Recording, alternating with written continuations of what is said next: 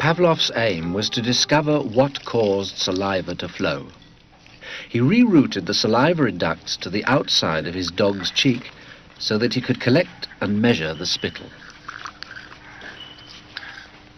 Perhaps, he thought, the production of saliva might be the result of a fixed nervous reflex, like a knee jerk.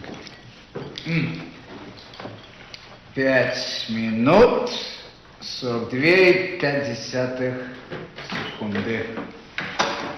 After taking many measurements of spittle, he confirmed that the dogs drooled automatically when their tongues touched food.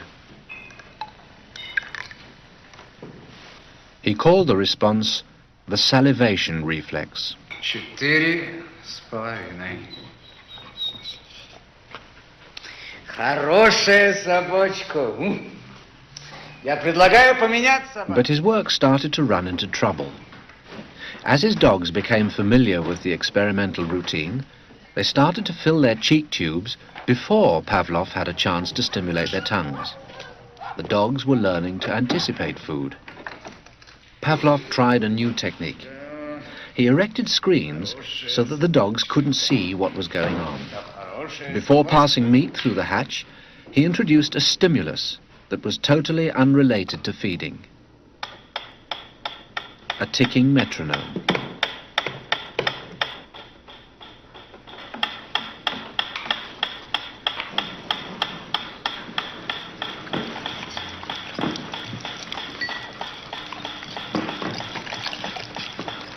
At first, the dog dripped saliva into its cheek tube only when the food appeared. But after a number of trials, the dog began to connect the ticking with the arrival of meat.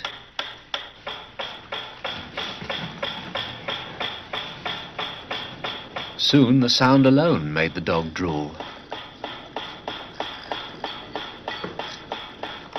Eventually, the dog salivated as much to the ticking itself as it did originally to the presentation of food. Полная. Идите сюда. Что я говорил?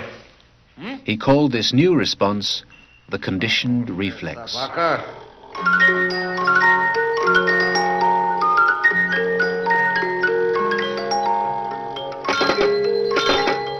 Whatever the stimulus, his dogs could soon be conditioned to produce saliva.